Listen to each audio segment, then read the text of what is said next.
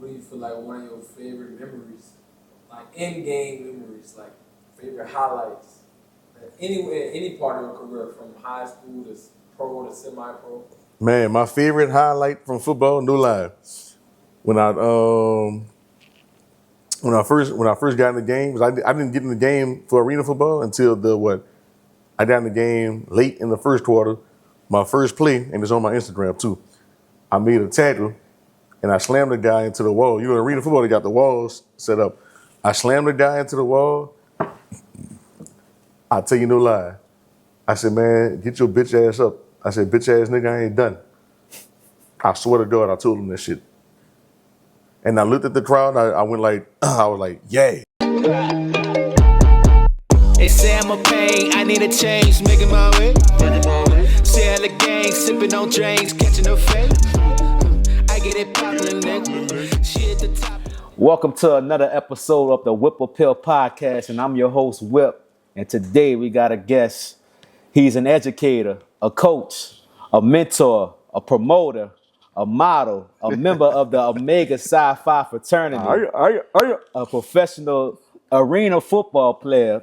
Please welcome to the show, Bryant Eyez Carter, also known as Coach Carter. Zam, baby, you know the vibes. What's poppin', my dog? How you doing, bro? I'm good, baby. I can't complain. What's How poppin'? you feeling, man? I'm good, dog. How you doing today? Doing good, but first and foremost, we got a toast. You already know. Every podcast, we got a toast. So toast to you coming on, bro. You already know. And I appreciate you. And I also toast to the owners of K Social. We over here at K Social right now. Mm-hmm. You know, good decor and shit like that. So shout out to them. You already know. Let me take one more. All right, so let's start it off. How was it growing up for you? Man, growing up, bro, it was easy, though. It was real chill. I grew up around like a lot of men, though. So I was always around like my father, uncles, my male cousins, grandfather. So it was, it was pretty chill. It was always sports. It was always play fighting, just different things like that. Yeah. Boy, man, shit, stuff like that. Okay, so you say it was very chill, so you had an easy childhood. Real easy, dog. I'm not going to sit here and lie. Real easy. Real Okay. smooth, real laid back. Had some hard times when it came to like learning how to do men things, like, changing the tire, doing different men shit like that. But other than that, real easy childhood, dog. Okay. Real smooth. All right, so you educator. Definitely Coach. educated, coach. So let's start off with high school. I know you went to St. Aug, right? 2600 AP two-row, baby. You know the vibe. What made you go to St. Aug, and how St. Aug shaped you to the day? So I'm gonna tell you like this, dog. I never wanted to go to St. Aug. So middle school, I went to third to Marshall. Mm-hmm. Everybody knew it. Anybody who the third to Marshall, they either going to Warren Easton or 35. Right. You know what I'm saying? But my cousins and all of them went to like Edna Car and stuff. So I always thought to myself, like, oh yeah, I'm gonna be at Edna Car. I'm gonna be a tutor. You hear me? Before Edna Car became Edna Car, like who they are today. So, man, I remember riding in the car with my dad, and he made like a joke.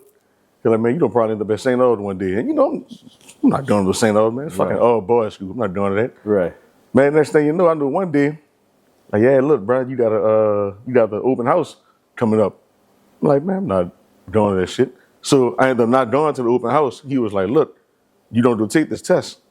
If I got to drag you, if I got to drag your fucking ass out of this house, you don't take this test. Like, whatever. I'm like, all right, go take the test. Boom, it is what it is. So my dad like, look, brother, all I wanted to do was take the test. You ain't got to worry about, going there, playing mind games, of course. Next thing you know, during the summertime, during my freshman year of college, my freshman year of high school, where I'm at St. Aug summer program. I'm like, oh my God, why I'm here? Like, I done heard all kind of shit about St. Aug. Like, it's an all boys school. They do weird shit over there. I'm hearing all kind of shit. So I'm just like, dog, why am I here? So whole summer, I'm miserable. Man, fuck, I'm at this all boys school. You know what I'm saying? Different shit like that. So get there my first day, dog, I'll tell you no lie. I don't know if my mom will remember this shit. When she get to watch it, it might come back to her. Dog, I'll tell you no lie. My first day there, bro, I'm walking in the building. My tie slightly crooked. It ain't bad, but it's noticeable. So I'm walking in, man. So one of my teachers, I'm still good with him to this day, Mr. Joe. So Mr. Joe looked at me, he like, hey, son, fix that tie. But he said it a little loud. He actually like went off.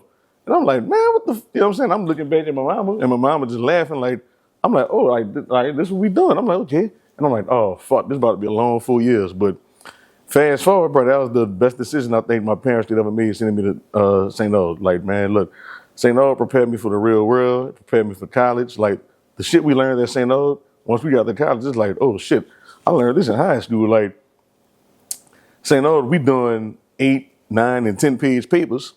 I get to college, a 4-page paper? Man, I could do that right now and be done with it. So St. Aug definitely prepared me for college and just like overall life, man. So, Okay. You know.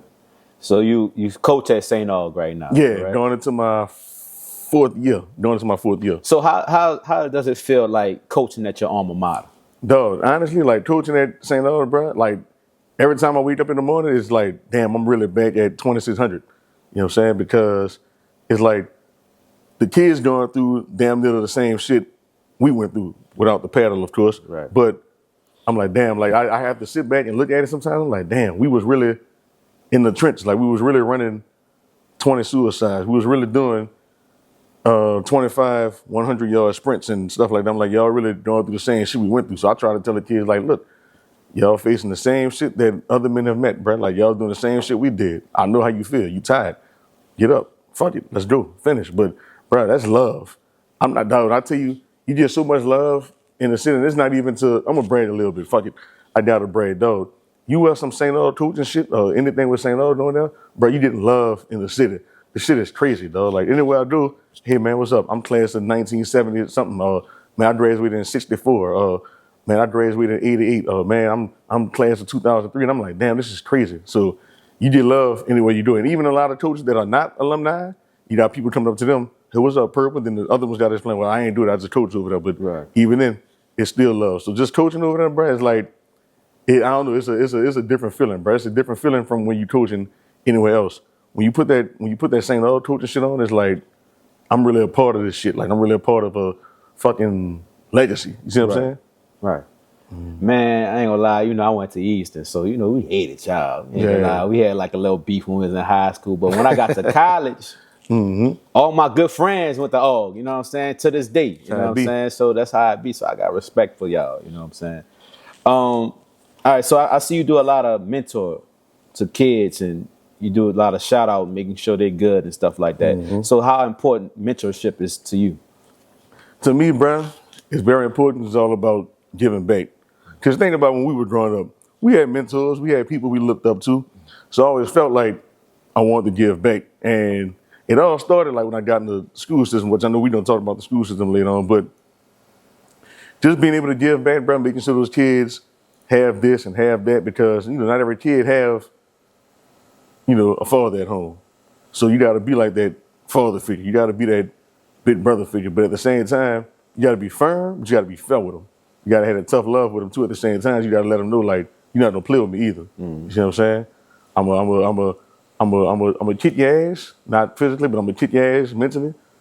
But I'm gonna lift you back up too. So I'm gonna still uplift you at the same time. So being a mentor to the kids, bro, like if you have about 40 kids you mentoring, and if you could change one of them, you did your job. Right. You see what I'm saying?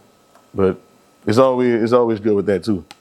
Now speak on like being a teacher instead of the coach, being a regular teacher to a regular student. So how that came about? Did you want to become a teacher? So this is the funny thing about the whole teaching thing. So originally, after I graduated from Southeastern, with kinesiology and sports management, everything like that, I was so focused on I know the NFL is a long shot, so I need to get to some type of CFL or some type of arena football. My main focus was arena football because I know with me not playing football in college, I knew it was gonna be a long shot. So, man, I'm playing semi-pro and I'm just working regular jobs. I'm what I did. I worked at FedEx, worked at Frito-Lay, worked at the Nike factory, and I'm just like, man, like, is this it? Like, I need to do something else. So, me and one of my best friends, a guy named Ryan. Shout out to you, Ryan. My partner, Ryan Wells. He lives in Arizona now.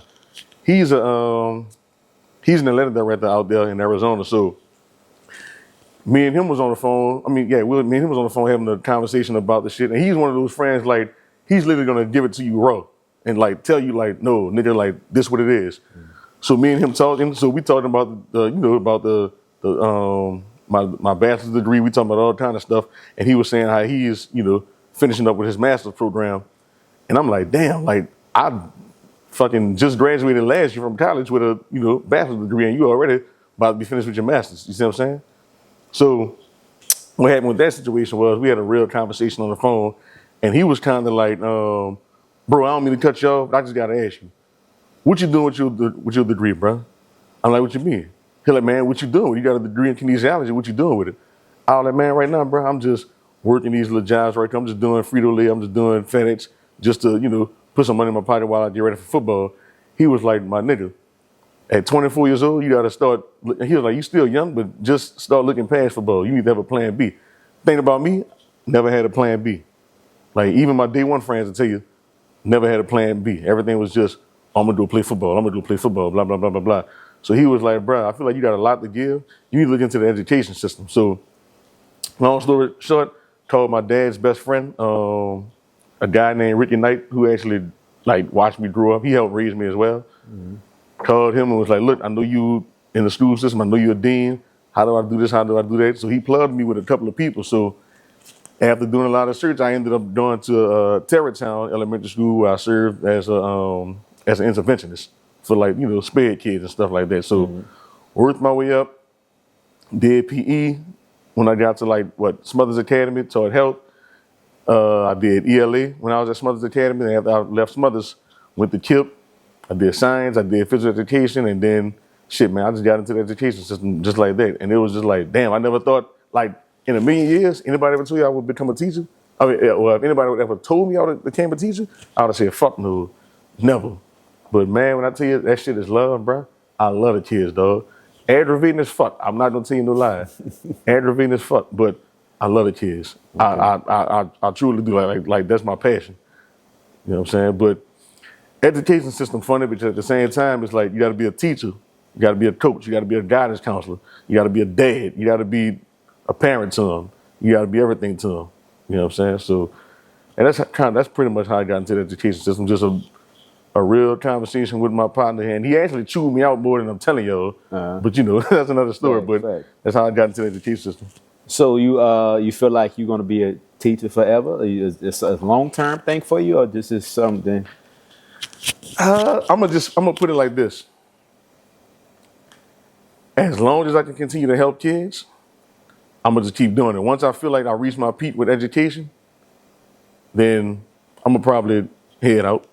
Okay. Once I feel like I reach my peak, but right now I feel like I'm still. This is year 10 for me in the education system. So I feel like I'm just getting to that prime, that's a veteran teacher type shit. You know what I'm saying? So once I feel like I didn't reach my peak, and once I feel like, that's it, I done did all I can, then, I will say I can see me at least about 3 more years. Okay. Okay. As a teacher, do you feel like y'all underpaid? Definitely underpaid. And I say this, I know a lot of people always like to say teachers complain a lot, teachers this, teachers that, but people don't look into what teachers actually go through. It's more than just show up at your job and teach the kids. Even me being a physical education teacher, I taught ELA before, I taught science before, you know what I'm saying? But people don't realize you come to school, it's not just, we just teaching, here, this is the work, blah, blah, blah. No, man. There's lesson planning involved. There's a lot of making copies. There's a lot of print. Even in my physical education lessons, it's not just throw a ball out here, y'all go play. No, we work out. First and foremost, we dress out. We work out. We stretch. We work out. We do real physical education activities. If we don't do football, it's not going to just be, hey, y'all, everybody play football. Nah. The lesson going to be, I'm going to teach y'all coverages. I'm going to teach y'all how to do one-on-ones. I'll teach y'all how to do routes and, different stuff like that. So as far as being underpaid, we definitely underpaid because we got to deal with the fights. We got to deal with the emotions of different kids and things like that. I feel like teaching is one of the, not only are we underpaid, but we disrespected a lot too. Because then you got to deal with the parents who don't like to have accountability for, their kids. That's a fact. You know what I'm saying? I'll never be the one to say, kids are fucked up. Because when I was in middle school, I had my moments. I knew what teachers to play with and what teachers not to play with. Right. You see what I'm saying? But I knew if any teacher or any principal called my mom or my dad, I'm getting my fucking ass whooped. Like, I'm getting my ass kicked. Like, there's no doubt about it. But we definitely on the page. We got to deal with the emotions. Like I said, emotions. We got to deal with what they got going on at home. We don't know what they have going on at home. But we know they have like a lot of shit going on behind closed doors. Some of the kids, bro, when they come to school and they get breakfast and they get lunch and they get the evening snack before they dismiss to get on the bus, that's the only meal they get for the whole day. Wow. You know what I'm saying? There's no shade. Not even trying to shit on any 8th Ward or 9th Ward kids, but the majority of our kids at the school I'm at, Kid Leadership, 8th Ward, 9th Ward. So it's tough, but we definitely on the page. We go through a lot, dog. I'm not gonna lie to you. It's a lot. Now, I agree that y'all underpaid. So, what will be the salary you think you should be getting? All teachers are just me personally. You personally, because I know it's different levels of teaching. Shit, I ain't gonna lie to you, brother. But everything I do, me personally, I'm gonna say at least 90. I gotta be real. At least 90,000. Coaching, teaching, like making sure kids get home. You know what I'm saying? Like, just I'm gonna say 90,000. But you know, I'm gonna fuck your head up real quick. I see the minimum of a teacher should be, I'm gonna say 60,000. Mm-hmm. But by me having a master's degree, I'm gonna do it and say it for myself. I even do it like this. I say 80, 85 at the least. Just me having a master's degree in education. You see what I'm saying? You don't have a lot of physical education teachers with a master's degree. You don't have a lot of teachers with a master's degree. Right. And a lot of, not at KIP, but I'm saying like a lot of teachers in general are teachers, but they still working towards like their bachelor's degree. But you have some school networks that'll pay for your program while you're, you know what I'm saying, teaching as long as you finish. Right. Yep. I like it. All right, man, let's switch gears. Yeah, we do. Omega Psi Phi fraternity. Yes, indeed. Shout out to the bros. Q. You know what I'm saying? Shout out to Chi Kappa Kappa. Shout out to ADE. Yeah, so how that came about? That you always wanted to do that? Is another story where it's like, man, you just wound up doing it. Always. So everyone knows my dad he's actually a man of Omega Psi Phi. Mm-hmm. So he pledged, spring 98, Suno, you know what I'm saying? So I don't know what happened, but I know I was, spring 98, I was, 7 years old, and he's a lamb. So Alpha Lambda, that's Suno's, chapter for Omega Psi Phi. So I just remember, like, one day he just came home, and he had all kind of, like, purple and gold shit. He had camouflage pants. I'm like, is he a soldier? Like, I had to ask my mom one day. I promise I remember this shit like the back of my fucking hand.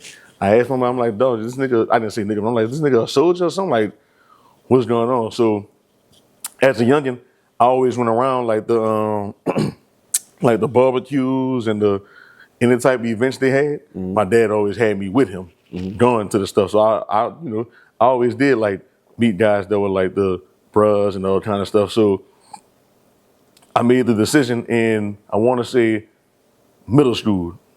Like, you know what?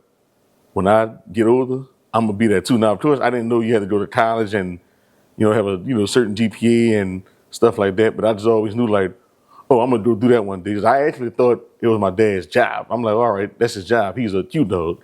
But I didn't know, you know what I'm saying? I'm right. When you're young. I'm a little nigga at the time, so I don't really know, like, what the fuck going on type shit. So I made the decision in 8th grade, like, I'm going to do that.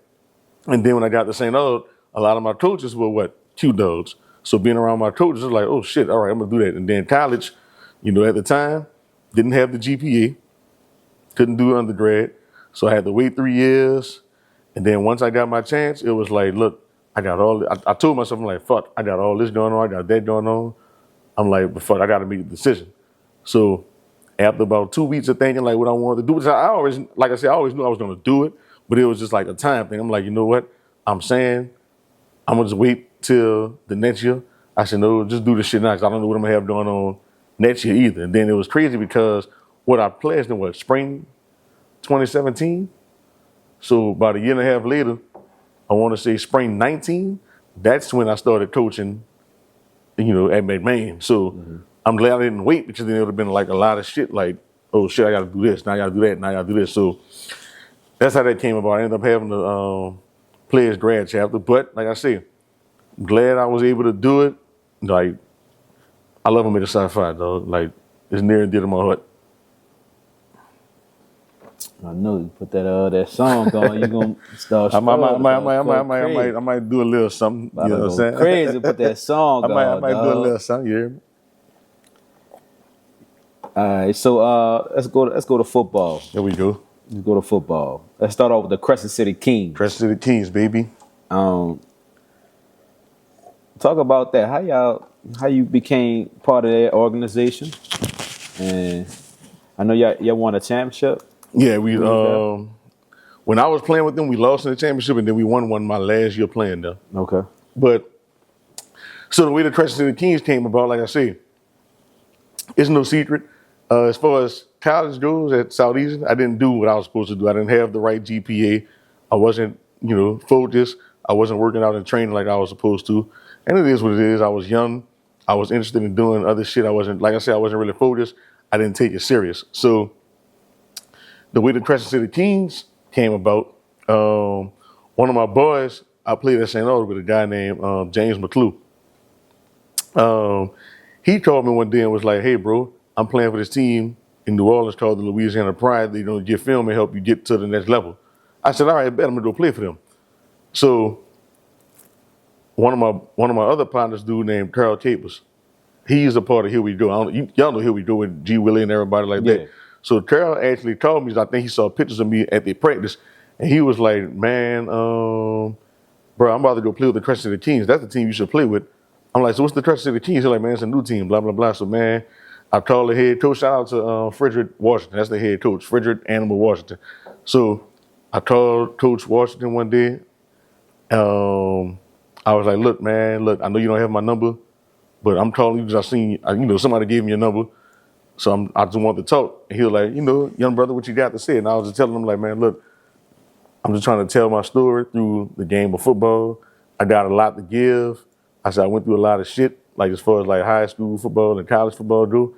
And I was like, basically telling them like, I want to help change the narrative of whatever anybody thought or any coaches thought, anything like that. So long story short, man, I went out there my first year and became a starter. You know what I'm saying? Became a starter. I think I might have had, 2 or 3 picks my first year. Became a starter. My second year, I got hurt. I was out for 8 weeks. I had I think it was a high ankle sprain I had, but I was out for like 8 weeks my second year. Third year, it was what it was. After that, it was what it was. Just kept getting film. When I say it was what it was, meaning like I just kept doing shit just to get film. Okay. And then my last year there, which was in 2021, I'm like, man, you know what? I'm about to just cancel football in general. You know what I'm saying? But played that last year in 2021. We started off struggling. It was what it was. Towards the end of the season, I'm like, hold up, we might have a real shot to win this shit. Got to the playoffs, won the first playoff game. Like, oh shit, like we good. Got to the quarterfinals, we won. Got to the semifinals, then got to the championship in 2021 and won the whole thing. I'm like, oh yeah. So that's my story with the Kings. And I know, like, once you start asking me about the professional football, all that's doing is a whole, you know what I'm saying? Right. So we're going to get that. Yeah, it's a whole trilogy, dog. Mississippi Raiders. Talk about them. All right. Shout out to my boy, Joseph Weathersby. He playing for arena team in Beaumont right now. But shout out to him. So the way the Mississippi Raiders came about, so after we finished in 2021 with the Crescent City Kings, I was done. I had told my parents, I'm like, look, at what it was, 2021, so I'm like, look, I hadn't made 31 yet. I'm like, at 30 years old, I said, I'm done. Because around that time, I was still fresh. I wasn't really having body pains like talking about, but I was starting to feel effects like, damn, my shoulder hurt. Why I'm waking up kind of stiff, and I stretch. I stretch a lot. So why am I waking up like feeling pain? So I'm just like, man, I'm done. So Joe actually called me and was like, bro, I think you should go try out for the Mississippi Raiders. I'm like, that's the arena team you played with last year. He was like, yeah, I played a few games with them, whatever like that. And then he ended up getting hurt with his shoulder. But He said, man, you should do a tryout. He was like, bro, you owe it to yourself to, finally become a professional athlete. I'm like, man, I'm 30 years old, bro. I'm good. I'm not even tripping about it anymore. He was like, bro, just bet on yourself. He was like, just promise me you don't do a workout for the team. I'm like, you know what? All right, fuck it. So get to the tryout. I'm like, all right, if I make the team, it's cool. If I don't make it, I'm done with football. I'm never playing again. Mm-hmm. So I get there to the tryout. First thing we did, it was a real combine we did out there at the facility. So, man, we did the bench press first. Hit 225 16 times. I'm like, all right, okay. You know what I'm saying? I did the vertical. I think my vertical might have been 33. I'm fucking 5'8", 5'9". Mm. But my vertical was like 33. I'm like, all right, not that bad. And when we ran 40s, I ran damn 4.57. I'm like, oh shit, like, hold up. I might have something here. You see what I'm saying? So did one-on-ones, and I actually have a video on my phone. I jammed the guy. I jammed with one hand and threw him all the way to the ground. So we did one-on-ones. So when I went my first rep, he ran like a 5-yard out and he caught it, but I was on it. One-on-ones is always the receivers. That's the receivers drill. Well, yeah. That's for them to win all the time. So once he got to talking shit in mouth and I'm like, hold up, bro. Like, I don't think you know me. Like, bitch, I'm not from Mississippi. Bitch, I'm from, I'm from the West Bank, but like, bitch, I'm from New Orleans. You know what I'm saying? Like, watch out. So we went the second rep. This is how I got signed to the team. We went, did the second rep. I jammed his ass to the ground. So the head coach at the time started bucking and started pushing everybody. Like, that's what the fuck I wanted to see. And after that, he pulled me to the side. I was like, look, we gonna sign you to training camp right after this. So you know me, I'm just like, it sounds good, whatever. So, man, no lie. Later on that night, I get back to New Orleans and I go to see the Crescent City Kings play in like some type of bowl game against a team from Cincinnati. It was all good. So during the fourth quarter, I had a missed call and it was a Mississippi number. I'm like, oh shit, the people called me. So after the game, called back. Yeah, there's a guy named Chico who was the manager of the team. This Bryant Carter, huh? I said, yeah, this him. What's going on? Who this? He's like, man, this Chico. I want to let you know, like, hey, we invite you to training camp. Say, bro, when he said that shit, I dropped my phone and started crying, dog. Mm. And then he kept saying hello. And I picked the phone and said, yeah, man, my bad. I said, my bad, bro. I got too excited. And he started laughing like, man, you good. But that was a blessing, dog. And when I first got there, I had to learn how to be a professional athlete somewhat. Because the same shit I was doing in high school, same shit I was doing in semi-pro, can't do that kind of shit. Like me slamming my helmet and flashing out. Because you're in a professional setting, so you can't do that shit. So I had to learn how to be a pro. Like being with the Mississippi Raiders, shout out to Coach Germany, he was the owner of the team. Him and another guy. Can't think of the guy's name. Right now. But they taught me how to be a professional athlete. Like they really sat there and taught me. So I went out there to play corner actually. But at the time, like I said, I'm fucking 5'9". I had put on a whole lot of muscle. So it was like, nigga, you a linebacker. So they kept trying to make me play linebacker. I didn't want to play this shit. So one of the players out there who was on the team already, he was like, look, as a veteran, I'm going to tell you, just do what they tell you to do. You know what I'm saying? So the head coach at the time, a guy named Coach Leonard, still my guy to this day. He was actually trying to get me to sign with the team in Texas. I forgot the name of the team in Texas. But he was actually trying to get me to sign with them, where he was the head coach / he was not the head coach. He was the defensive coordinator / linebacker for them, and he actually wanted me to come out there. But 9 hours away, I still got a real job and got a place I got to pay for. Mm. Can't make it out there. But he was always telling me like, anything you need, I got you. But him, the owner, and a couple other people, like they had to really like teach me how to be a pro. But you felt like you was good enough to make it to the NFL? No. I'm gonna tell you why. To get to the NFL, you got to be great. You can't just be good in football. You got to be great. I tell you this, even had I played in college, I think I would have been foolish enough to, play in college. But I still wouldn't have made it to the NFL. Why you ain't playing college? So didn't play in college due to grades, and then when I did have my chance to do workouts, I just wasn't performing at the level that they were looking for.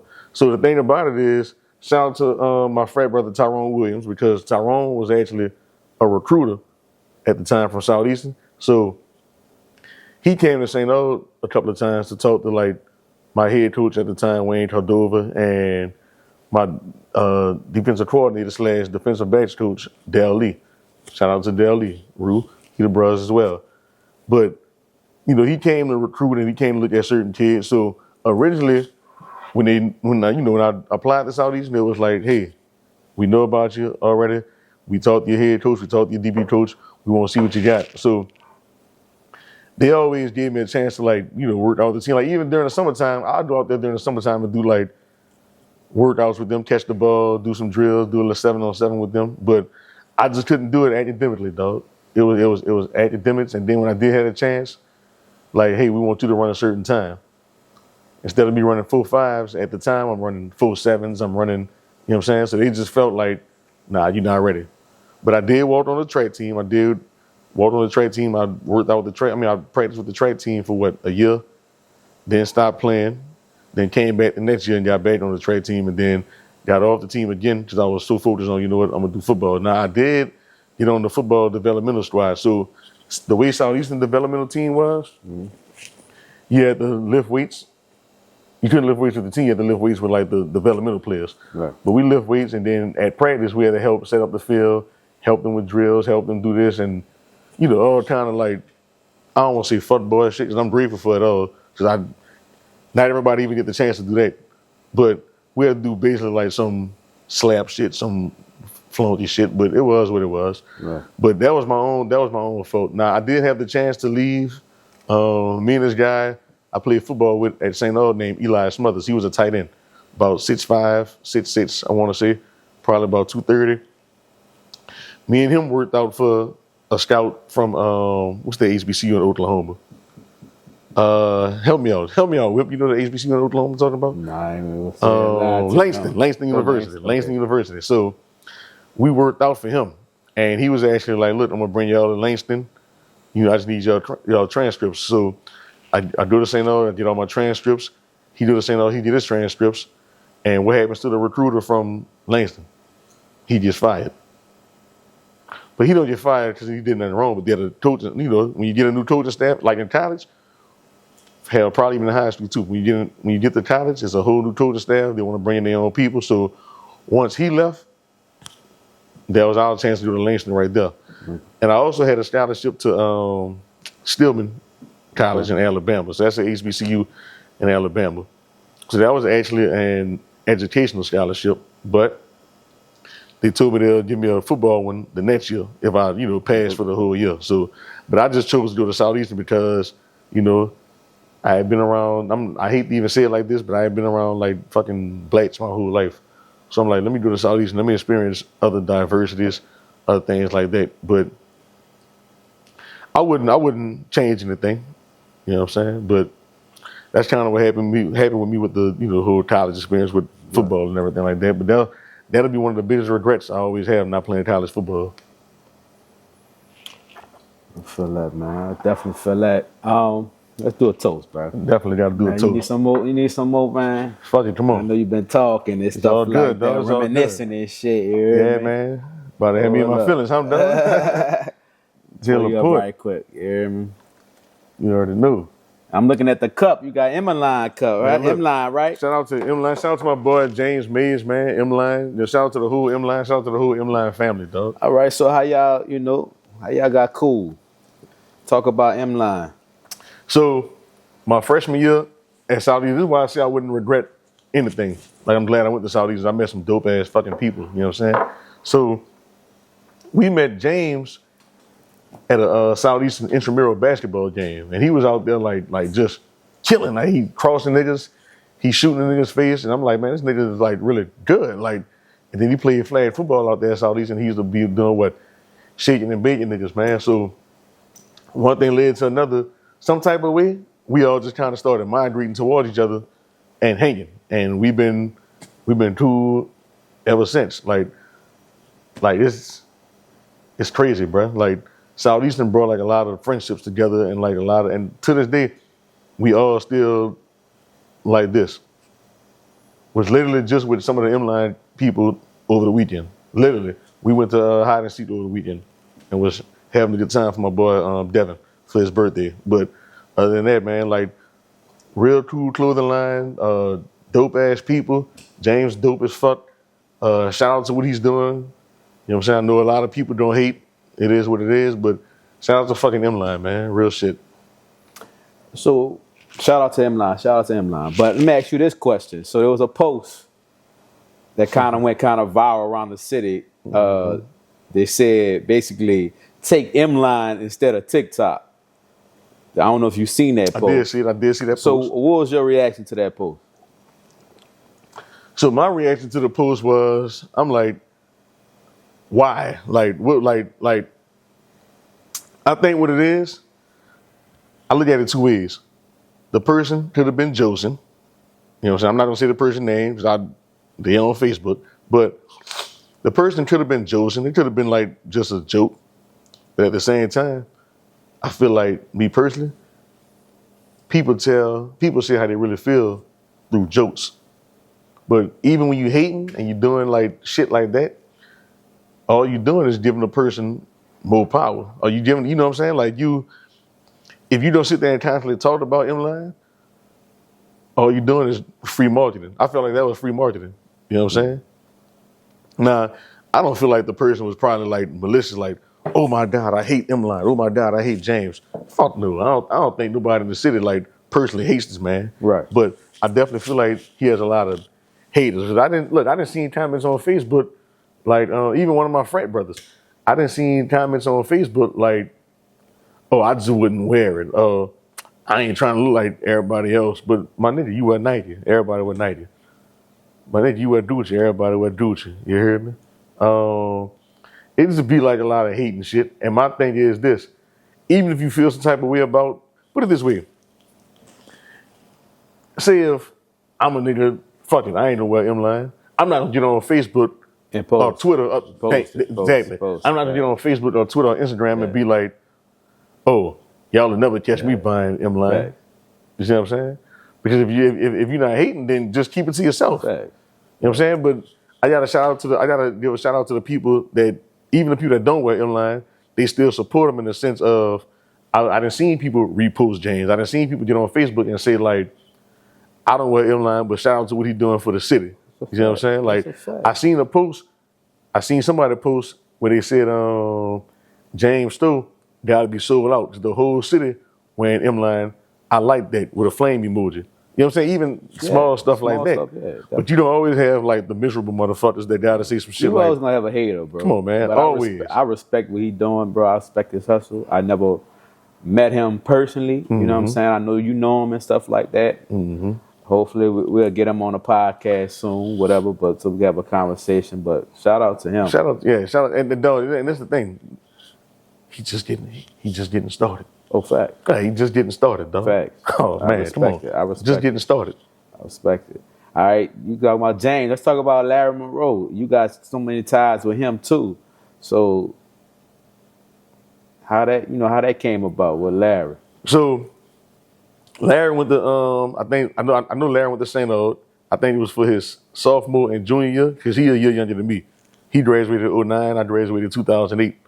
So at school, you know, it was always like a what's up kind of thing. You know, at St. Aud, anybody that was like kind of cool at St. Aud or just was like knowing people and anything like that, everybody always was up to each other. So, man, I just seen Larry doing parties one day, like 2008, 2009. I just started doing, like just getting in line like everybody else paid. So the shit with Larry that came about as far as like how we got like super cool, man, what happened? He asked me to, I think he DM'd me one time and was like, hey, yo, post that flyer for me. I said, fuck, I bet. It was a college party, matter of fact. Posted the flyer, got to the party. He said, man, you good. I'm like, I bet. So went to Jackson one day, and at this time, me and my partner Davin, we was paying like at the time Jax was what, $60 for VIP. We'll pay to skip the line fee to just go in. Nigga wasn't even tripping. You know what I'm saying? So my other partner, I don't know if you know Chidbu, but my other partner Chidbu, Chid. So my other partner Chid, they went to St. Shout out Chig. Shout out to Chid, man. Chid would always buy a section in Jake's. So every time me and Davin would pay our little VIP thing, we'll just go into the section, chill with Chid, blah, blah, blah, blah, blah. So one day, man, I don't know what happened, but I just randomly posted one of Larry flyers on Jake's, bro. And I got the Jake's, got ready to pay. He was like, man, look, you good. And ever since then, we just always been cool, bro. We just developed like a friendship / brotherhood, you know what I'm saying, over the years. But we always knew each other because of, you know, the St. Aug ties. But slowly but surely, we just got cool, dog. And you know, he been silent ever since. You know what I'm saying? You know, he might have his haters. I don't want to start no shit, but you know, he might have haters and shit. Of course, he got haters, you know? but shout out to him though, because you know, he another one I respect. You know what he doing for the city, what he been doing for the city. Too. Look, we had a good time in Houston for the birthday party. You know what I'm saying? Houston always live. Definitely shout out him for sure. All right. So I got a question, man. Let's go back to your St. Aug, man. All right. Y'all had the number one recruit for 2026, Jakeem Stewart. Then he went to Co. The people want to know what really happened. Man, this how much I don't even be into the shit. So I didn't even know he was leaving. I just remember, let's see. We played Destrehan for the Jamboree. No, not the Jamboree. We played Destrehan for our fall scrimmage. Then we played Archbishop Shaw for the Jamboree. Who we played week 1? We was getting ready for 35 week 1. I remember seeing him at practice. And then next thing you know, he wasn't there no more. And I kind of stayed out of everything. Like, it was always rumors going around about NIL this, NIL that. What's the school in IMG? It was always rumors about that. So for me, it was always like, we got a whole new coaching staff. You know what I'm saying? I'm gonna stay out of everything. I'm not gonna get involved. So even after that, when he did leave and I would see Jakeem around, still always love. He'll always see me. What's up, Coach Eyez? Come dab me off. I dab him up. What's up, Jay? You know, everything good. Never no hate towards the kid. Like I said, I always want people to do what's best for them. You know what I'm saying? I kind of, when all that shit was going on, I kind of stayed out that shit. I left it alone. You know what I'm saying? Being realistic, you always gonna be like, fuck, like, damn, that was our dog. Like, that was our nigga. You know what I'm saying? But at the same time, man, like, I you know, often stay out of that kind of shit. So it was just like, damn, he left. If he would have stayed, y'all would have won state? Put it this way. If he would have stayed, you'd have seen St. Aug and Co in the state championship game going against each other. Put it that way. I knew that for a fact. It would have been BTA. But guess what? I'm gonna put it like this too. At the same time, we got a young ass team, and them dudes are fucking like hungry. You know, I'm not gonna sit here and be like, "Oh, we ain't need Jakeem." We all needed each other. You know what I'm saying? As a team, we needed each other. But I will say, I feel like he stayed. It'd probably be in the current St. Aug in the state championship. But that would have been lit for the city for sure. Definitely. But at the same time, we had our opportunities this season to do, you know, to the state championship. But we had like just small dumb luck. But at the same time, got a young team, and everybody done bought in. So we gonna definitely be some noise. But yeah, losing Jakeem, you just see the difference between everybody. You know, everybody looked up to him. Right. Everybody looked up to him. Jakeem was like trying to think how can I explain it? He was just like that nigga everybody fucking looked up to. It's like, I don't know. I wanna say it's almost like Cash Money without Lil Wayne. Lil Wayne outperformed with the Hot Boys. You know what I'm saying? Right. We all loved Jakeem, though, but that's what it was. Shout out to him too. He at USC doing his thing. Oh yeah, facts. Shout out to Jakeem, man. Shout out to Jakeem. All right, so I'm gonna switch it up. For the pod, man. So I got some rapid fire questions for you. Uh-oh, here we go. All right. I'm nervous now. So I don't want, you know what I'm saying? I don't want both or I don't know or neither. You got to say either or, okay? You know what I'm saying? So it's no excuse, all right? So we got 1 minute. Rockstar, can you put 1 minute on the clock? Ooh, shit. Let me take a shot right quick before we So, start. take a shot, man. Take a shot because I don't want no, excuse. I don't want no, I don't know. I don't want to say that. I'm on the past. Nah, you got to answer these questions, all right? So it's either or, okay? I'm just waiting for Rockstar to let me know what's up, then we good. You ready? I'm ready, dog. Let's get it. 1 minute on the clock. 5, 4, 3, 2, 1. Money or peace? Money. Fuck that. Famous or rich? Rich. Hide and seek or treehouse? Hide and seek. Crawfish or shrimp? I'm allergic to both of them. White liquor or brown liquor? Brown. Marriage or being single? Marriage. Teaching or coaching? Fuck. Coaching. St. Aug or Southeastern? St. Aug, sure. Feared or being most hated? Most hated. Playing in the NFL or seeing one of your players make it to the NFL? Seeing one of my players make it to the NFL.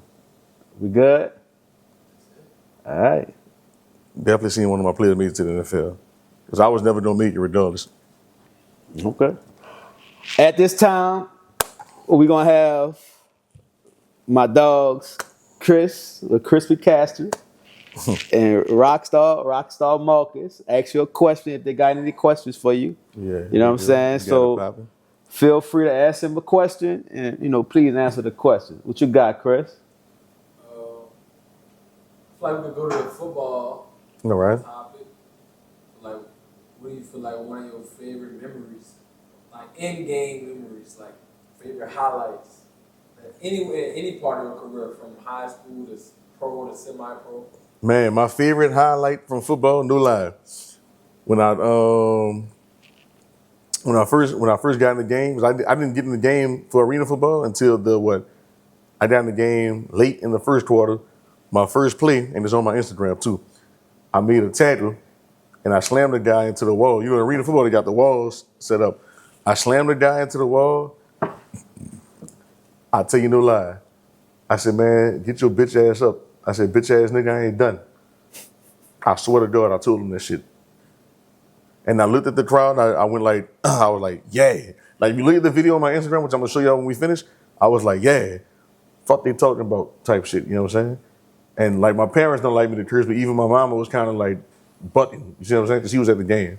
But yeah, that was my favorite memory, slamming that nigga into the wall and telling him what I told him. Appreciate that, bro. Yeah, no problem. Rockstar, what you got for him? I'm a football fan, man. I'm gonna stick with football questions. There we man. go. I gotta know, what was your hype song before games? Like, what pre-game rituals? Like, what you do before the game to get in that mindset? So, pre-game song, what it was a kid rock song. So I listened to a lot of rock and roll too.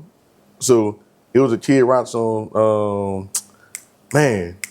So I used to watch wrestling a lot growing up. So The Undertaker had a theme song by Kid Rock. I just can't think of the name of the song right now.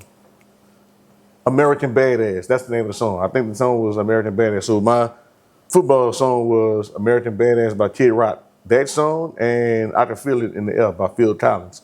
That was another one. So those two songs. And my pre-game ritual, I would always obviously stretch, but I would definitely always pray, and I would always walk the field and thank God for the opportunity. I would always tell God, like, bruh, you could have did anything with me. You could have never gave me another chance to play football. So I gotta fucking thank you. You see what I'm saying? So definitely those right there.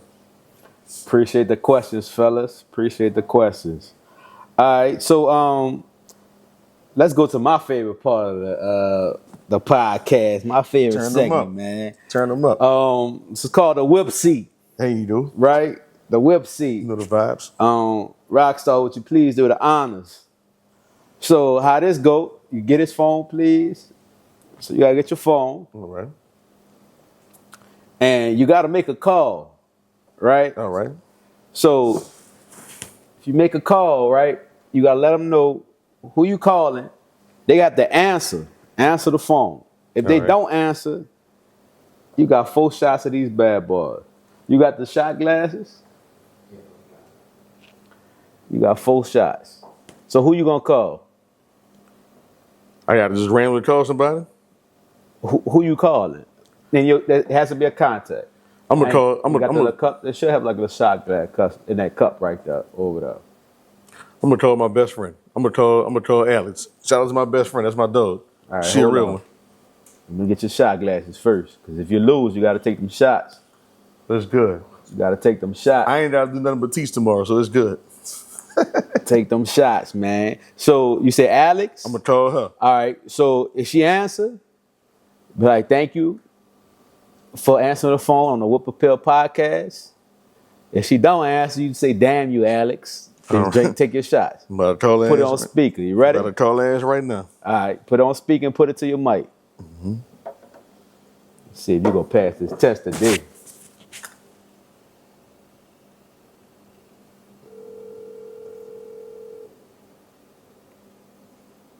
Her fucking ass might be in the gym.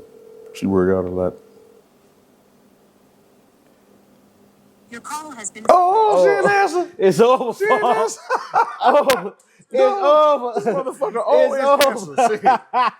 It's over. Let's- Hold on. There's another always one. Oh, yeah. We 2 for 2, y'all. This motherfucker always Say, answers. She didn't answer. hey, we 2 for 2? 2 for 2. We 2 for 2 for 2025? Oh, Lord. She For always sure. She We 2 always for 2, answers. dog. Hold up. Let me take your 4 shots. All It's right. all good, dog. It's all good. The first one shot, you want to say, damn you, Alex. Say, All right. Damn you, Alice. This shot number 1.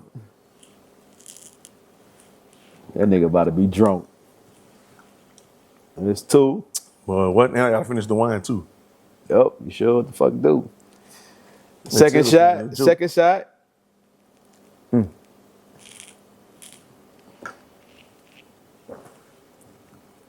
We bad, dog. Third shot, I want you to say, damn you, Alex, again.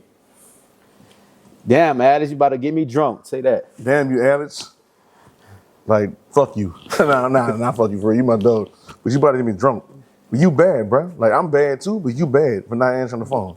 We bad, dog. We bad. We both bad. We bad, coach. Take your shot, dog. Fuck it. It is what it is. Take your shot, dog. And last one, I want you to give a shout out to who you want to give a shout out to.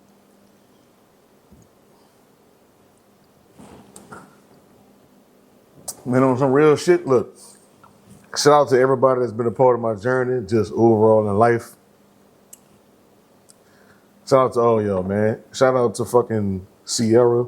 Shout out to Lex. Fuck Whip. Shout out to you, Jot. Shout out to my nigga BJ, my nigga Nat, Tim, Al, Keenan, Matt. I'm naming all kind of people, dog. Fucking Moo, Delwin, Nick Foster, Robert Vell. I'm naming look, all kind of people, dog. Fucking shout out to anybody that's been a part of my life, dog. I fuck with y'all. Lamar, Dav, y'all know the vibes. Lex, K, Bam, everybody. Jonay, fuck Jeremy, fucking Jordan, Chig, Kerry, damn, dog, Josh. Damn, there's a lot of people, A dog. lot of people. Yeah. Anybody that know I fuck with them, I fuck with y'all. My nigga Tashi, you know what I'm saying? Black Frost is what they call him, you know what I'm saying? Mr. Happy Hour, I see you, my nigga. Anybody, dog. My nigga Rail that let us, fuck with the spot. Mother homies, fucking Jade, Tiny, oh yo, here we go. And the family. Those my parents too. I ain't shit without y'all. All right, toast, dog. We're going to toast, bro. Definitely going to toast.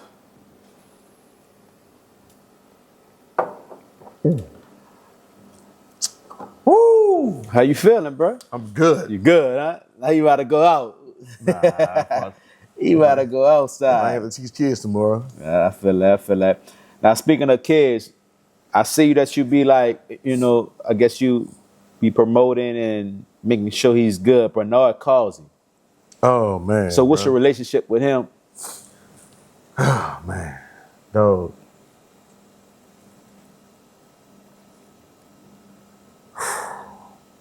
Say, bro, when I tell you that kid is really like a son to me, I get him, man.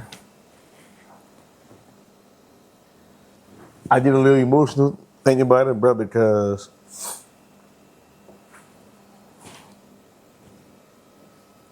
that's really like a son to me, dog. Like when I tell you I'm proud of that kid, bro. Like it's been so. Tell how I met Bernard. So my first year working at KIP, I was working with the primary school, like kindergarten through fourth grade. I think he had been put out. He was in sixth grade at the time, but he was at another school because I don't know if he had got put out for behavior or his mom would pull him. I forgot what happened. But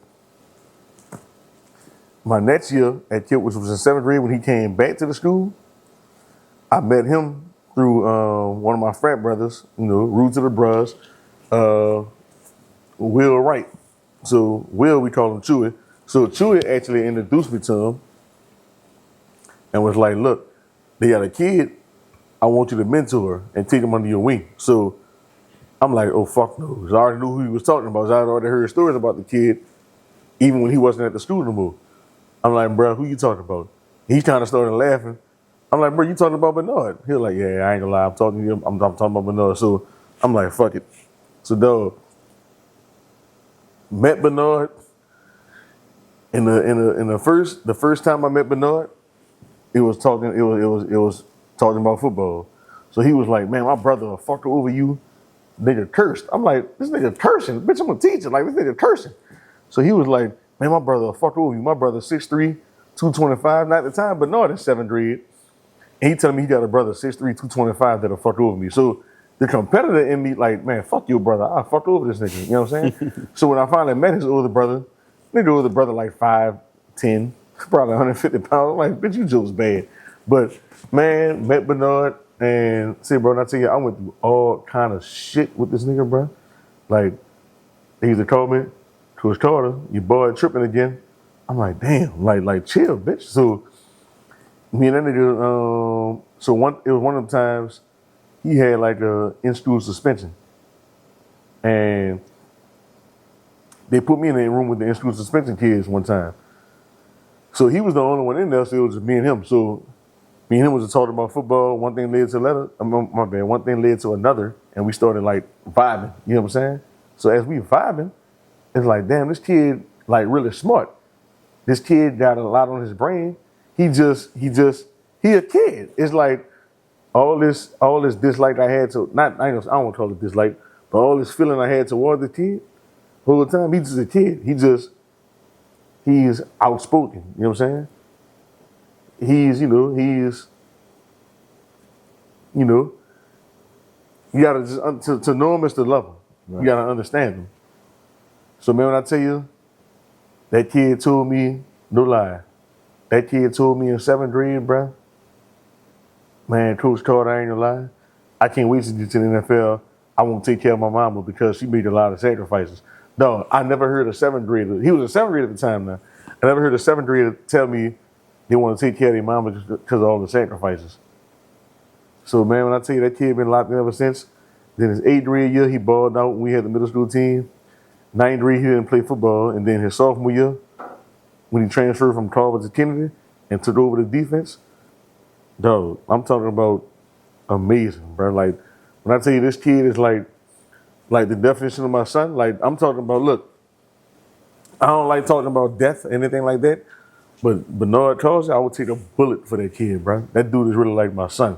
There's been times I had to put him in his place, get on him, you know what I'm saying, and get in this shit, but it's out of love. You know what I'm saying? It's gonna always be out of love. But when I tell you that kid, bro, he look, I don't want to jinx him. Not no wood, I don't want to jinx him, but he don't make it, though. So, he recently transferred to Georgia State. LSU ain't worked out like we wanted it to, but he recently transferred to Georgia State. Who my favorite football team is now, college-wise? Who your favorite football team? Oh, come on, man. Georgia State. Georgia State, then LSU. Georgia State, my favorite football team because that's what Bernard at. So he in Atlanta right now. So, but yeah, bro, that kid, that dog. Like, I never met a kid with so much passion, so much ambition. Like, he has the it factor. You see what I'm saying? Like, people gravitate towards him.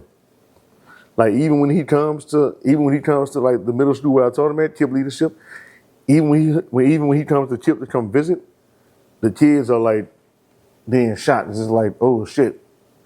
They oh shit, it's Bernard. It's like, oh shit. You know what I'm saying? What is called when you see celebrities and you like what it is, you know what I'm talking about? What it is when you like bucked up to see a celebrity. Fan out. What What you said, Chris? When you fan out. They fan out when they see Bernard. It's like, oh shit, like even like Shell shot. starstruck. Yeah. Starstruck. Even when they starstruck, I mean my bad. Even when he comes to the studio, they starstruck. When they see Bernard, it's like, oh shit, BB in the building. That's his nickname, BB. BB in the building. Oh shit. This is how crazy it is. I done seen kids like, oh shit, BB in the building. Let me fix my behavior. Let me chill. Let me make sure my behavior on point. They trying to make sure the behavior on point because this nigga in the building. Like, that's big, dog. I done taught a lot of kids, but dog, Bernard, my nigga.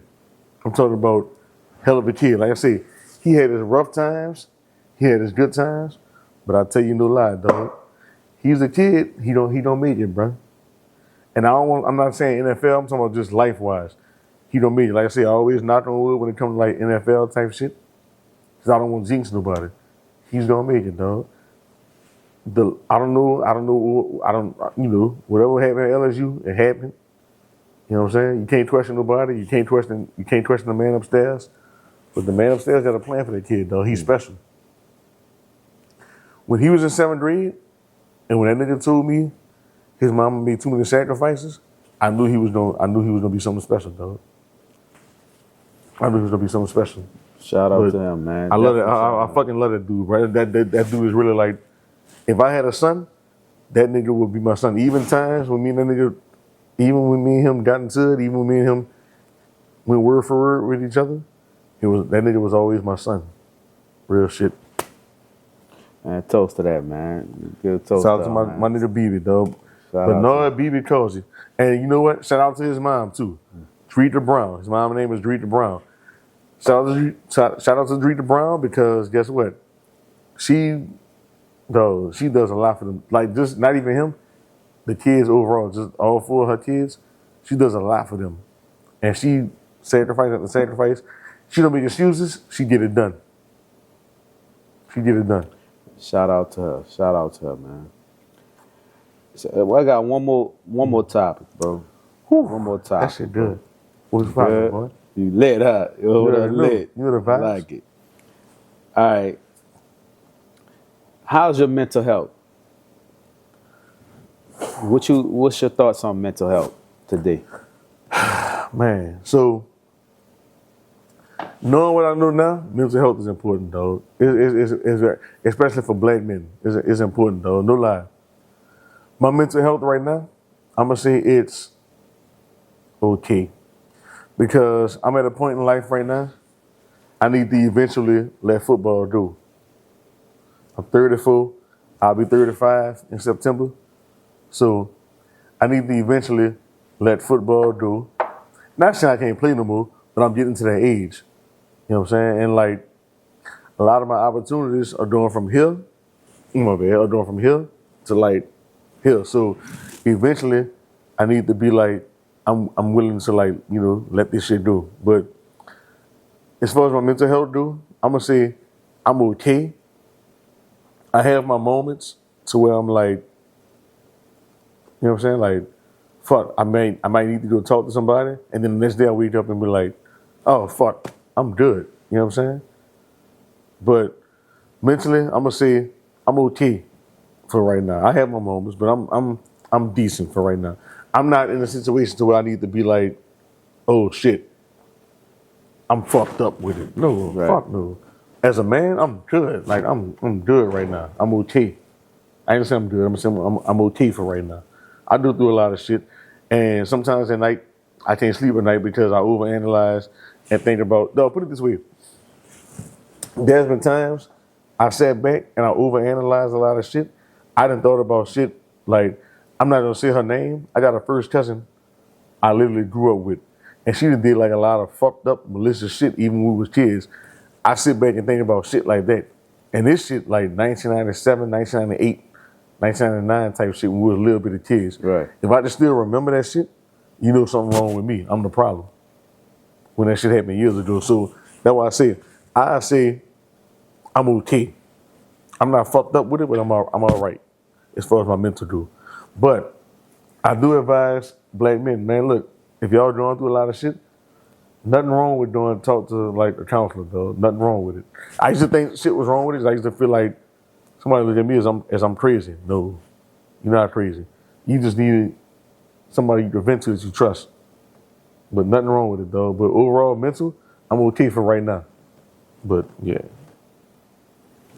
I respect it, dog, because that's like a big topic going around, you know what I'm saying? Just have to speak about it, you know, ask people how their mental health and stuff is, you know what I'm saying? So, it's real good, you know what I'm saying?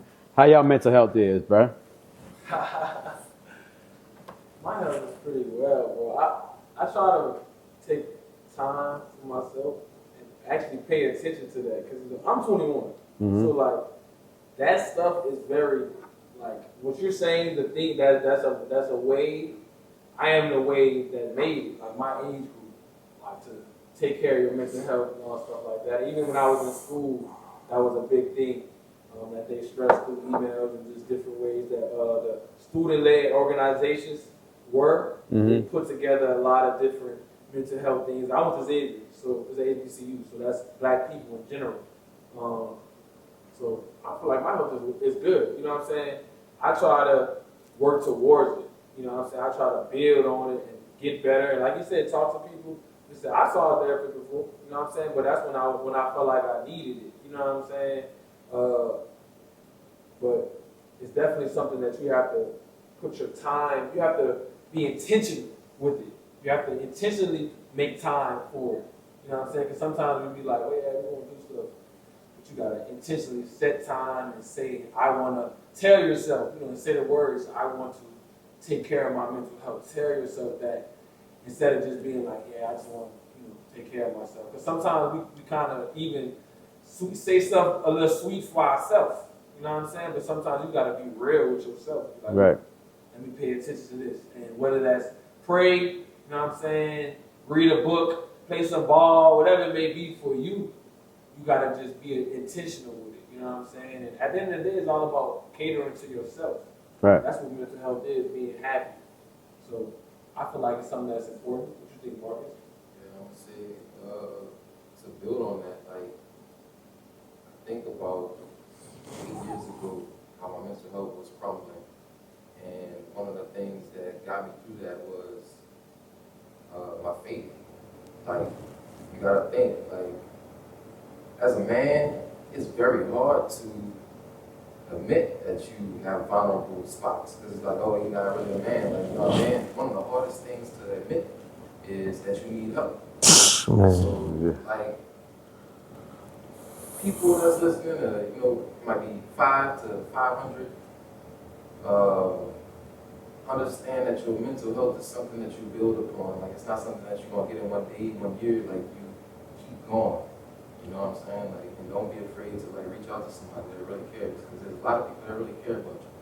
So, yeah.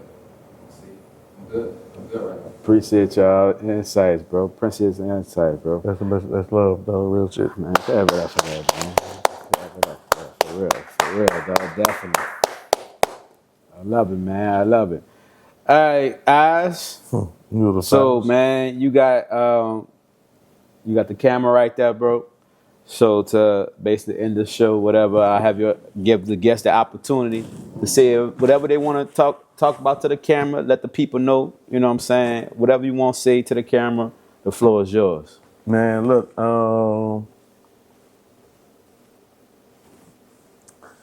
I just want to say this. Like, whatever it is you're going through in life, bro, if you need to talk to somebody, man, look, talk to people. You know what I'm saying? I'm going to put it like this also. A lot of people that know me they know I'm a joke. They know I like the clown. You know what I'm saying? I'm not saying like, oh, you a joke, fuck you. I'm saying like, they know I'm a joke. They know I'm a clown. You know, I like to, you know what I'm saying, jokes a lot. But on some real shit, when it comes to like real life shit, man, look, if you need to talk to somebody, dog, please talk to somebody, bro. Because there's been times I'm like, you know what? People expect this from me. So I'm always like, make sure I'm smiling. I'm always make sure I'm happy, blah, blah, blah, this and that. But deep down in the back of my head, I'm fucked up. I'm going through a lot of shit. Now, right now, I'm not going through a lot of shit. I'm going through like, you know, I got like minor shit going on, but when I say minor shit, like minor shit that's fixable, that's like controllable. So overall, I'm not stressed about nothing. Like life is good right now. You know what I'm saying? But like I said, to say that, I mean like life is gonna be like up and down. You know what I'm saying? But if y'all going through shit, bruh, go talk to somebody. Because I'm in the, I'll be vulnerable right quick and tell you the truth. I'm currently in the stage of like trying to just talk to like a counselor or anything like that, just to like, just because I'm not going through nothing, but I just want to see how this shit is to like, you know, talk to people. But like I said, also, if you ain't got haters, bro, you ain't doing nothing. You know what I'm saying? I really had to learn that shit. You know what I'm saying? If you ain't got haters, you ain't doing nothing, dog. Real shit. Because I had to learn the hard way. When people hating on you, they ain't miserable. They mad about what the fuck they got going on with themselves. You see what I'm saying? But overall, man, look, I'm a motherfucker that I love everybody, dog. Like, there's no hate towards nobody, anything like that. I love everybody, dog. I legit, literally and genuinely want to see everybody win. I don't like to see people take L's. I done took a lot of L's in my life. I don't want nobody to take L's. I genuinely want to see people win, dog. But shit, I mean, I don't know what else to say, dog. Other than I want to see everybody win. Man, you said it all, bro, and I appreciate it. And also, Whip Appeal Podcast, the shit don't blow up. It's gonna blow up. I promise y'all. It's gonna blow up. You know what I'm saying? Like you said, we trying to take this shit like nationwide. We trying to travel with the shit. I'm telling y'all, I'm gonna make sure I do everything in my power to help this man blow up. You know what I'm saying? One thing about me, I do like promote a lot of shit. So any little small business, anything somebody tell me to like, hey, can you post this to your followers? I'm on it. I'm not even about to charge you. Oh, give me $50. No. Nah. I'm gonna post it. You trying to win? You trying to earn money? You trying to, you know what I'm saying? Live a life? I got you. Bet. It's good. You know what I'm saying? My dog, bro. I appreciate it, bro. I'm silent as they come, dog. Solid, I'm real. Solid. You been solid. I'm real like Mr. Clean with her. Shout out to Wayne. Shout out to Weezy F Baby. You hear me? Been solid, man. Look, man, I appreciate you, bro. Always. I appreciate you coming on, bro. Give me the opportunity to hear your story on my podcast, bro. I appreciate you, you know, opening up to people, you know what I'm saying? Because I learned some couple of things I didn't know about you, too. So, and I've been on you for a while now, too. So, but I appreciate you, bro. Yep, and also, when we have career day, feel free to come through. I'm gonna put you on the list for career day so you can talk to kids about if they ever want to start their own little talk show or podcast. So it's good. Cool, definitely. You know that, man. You know, I'm good talking to kids, bro. But look, shout out to my dog Chris with Crispy Captions behind the camera, man. And you know, I tell him every time, every day, man. Every time we speak, I can't do this without him. You know what I'm saying? Big ups to him with his brand, his media company, his music. Oh, shout out! Stay tuned. We getting on that music shit for real. Stay tuned for it, you feel me? Yeah. I'm just leave that at that. You feel me? Shout out to my dog Rockstar Marcus, man. You know he been with me forever. You know what I'm saying? We family. You feel me? So he stayed with them. Without them, man, Whip Appeal Podcast will be shit. You feel me? It wouldn't be shit. I'm gonna let y'all know that right now. Excuse my language again. It wouldn't be shit. You feel me? But shout out to Bryant. Eyez Carter, aka Coach Carter, for coming on, man. For coming on, man. I appreciate you, man. Y'all follow me on Instagram, Twitter, and TikTok at Ballhawk Carter, the same name. Man, spell it out. Spell it out for him. Yeah, I gotta spell it for him. All right, spell it for him. Follow me on TikTok, Instagram, and Twitter at Ballhawk Carter. Ball BALLHAWK _ Wait, that's it? That's what I said, right? Oh, Carter, yeah. I wanted to make sure. I'm good. I'm good. Now I'm fucking with y'all. But look, all to the side. Look. BALLHAWK _ Carter, CARTER. Twitter, Instagram, and TikTok. Make sure y'all follow. Hold up before we leave. I told the young lady I would have shout her out. And y'all see these cups, you know what I'm saying, with the brand and stuff like that, the Whipple Pill, the glass, the mugs. Shout out to Cassie with Creations by Cassie. You know what I'm saying? She hooked this up for me. Y'all follow her on Instagram. Shout out to her for the mugs and stuff like that. You know what I'm saying? This shit is fire for me. You hear me? And shout out to y'all, man. Make sure y'all like, comment, subscribe on YouTube. Follow me on Instagram, Whipped Cream 9, Whipple Pill Podcast.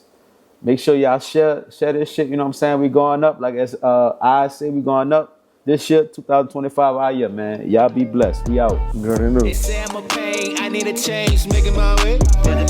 Say all the gang, sipping on drinks, catching a fade. I get it poppin', nigga. She at the top.